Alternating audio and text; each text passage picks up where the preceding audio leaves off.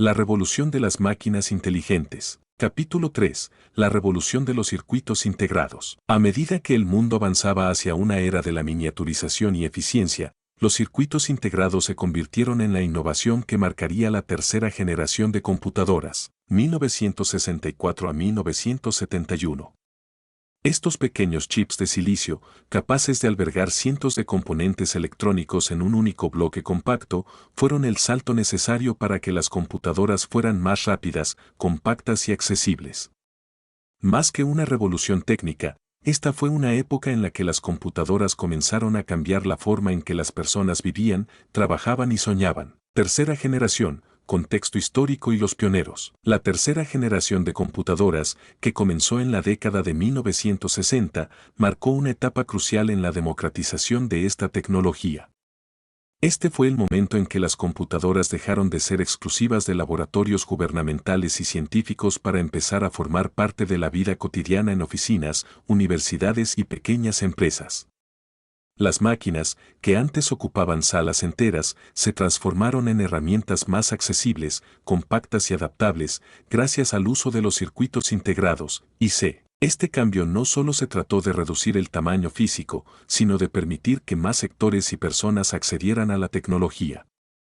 Empresas como IBM y Digital Equipment Corporation, DEC, jugaron un papel fundamental al presentar computadoras como soluciones personalizables para diversas necesidades. Por ejemplo, la IBM System 360 innovó al permitir que tanto el software como el hardware se actualizaran sin necesidad de reemplazar todo el sistema, una idea revolucionaria que redujo costos y aumentó la adaptabilidad para las empresas.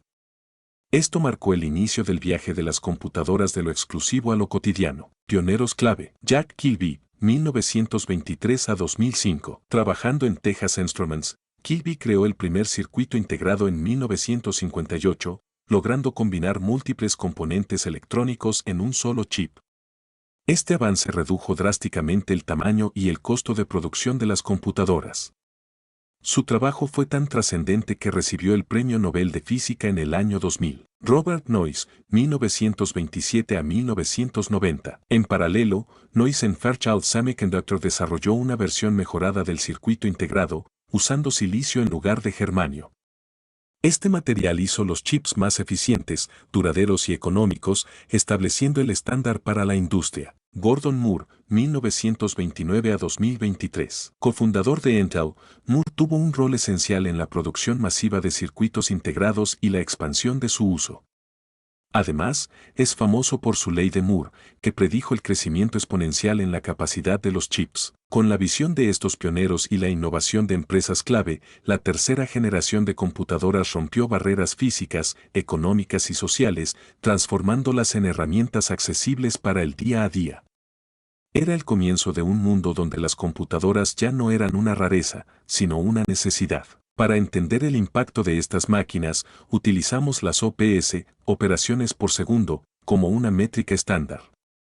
Esta medida, que abarca cálculos y tareas realizados en un segundo, nos permite comparar el poder de las computadoras de diferentes generaciones.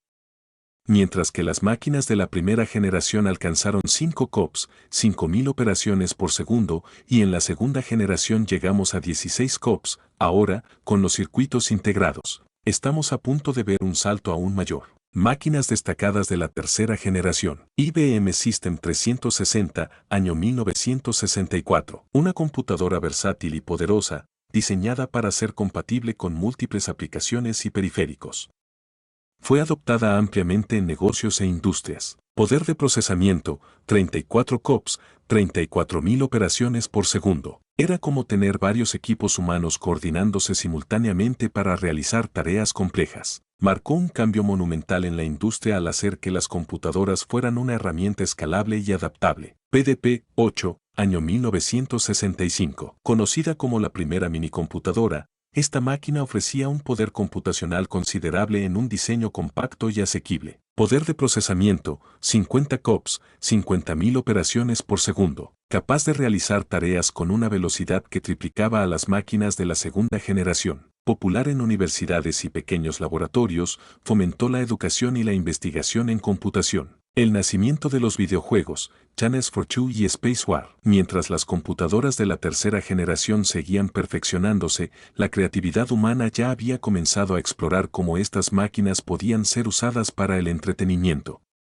Sin embargo, este viaje empezó un poco antes, en 1958, cuando William Higginbotham desarrolló el juego Chance for Two. Utilizando un osciloscopio, este pionero diseñó una simulación de tenis, donde los jugadores usaban controles para mover una pelota en una pantalla. Aunque creado como una demostración científica, Chance for Two marcó el inicio de algo mucho más grande, la posibilidad de usar computadoras para interactuar con humanos de maneras inesperadas. Luego, en 1962, durante la tercera generación de computadoras, Steve Russell y su equipo desarrollaron Space War en una computadora PDP-1. Este fue el primer videojuego considerado ampliamente jugable, con 2 jugadores controlando naves espaciales en un entorno con efectos gravitacionales. Space War no solo mostró la capacidad de las computadoras para crear mundos interactivos, sino que también sembró las semillas para una industria completamente nueva. Estos primeros experimentos demostraron que las computadoras no solo podían resolver cálculos y procesar datos, sino también ser vehículos para la creatividad y la diversión. Desde el osciloscopio de Chance for Two hasta el PDP-1 de Space War, la humanidad estaba comenzando a comprender que estas máquinas tenían un potencial ilimitado. El impacto histórico y cultural. La tercera generación fue un periodo de transición crucial, donde las computadoras dejaron de ser únicamente herramientas de cálculo para convertirse en algo más cercano a las personas. La industria comenzó a comprender que estas máquinas podían ser más que eficientes, podían ser amigables, adaptables y, eventualmente, indispensables. La introducción de los videojuegos como Space War fue solo una de las maneras en que estas máquinas demostraron su potencial cultural. Por primera vez, las computadoras se usaban no solo para resolver problemas técnicos, sino para explorar la creatividad y el entretenimiento. Esto marcó el inicio de una relación entre humanos y máquinas que iba más allá del trabajo, un vínculo que se profundizaría en generaciones posteriores. La tercera generación sentó las bases para lo que vendría después, la cuarta generación, donde los microprocesadores harían de las computadoras algo personal y omnipresente. Pero ese es el siguiente capítulo de esta historia épica.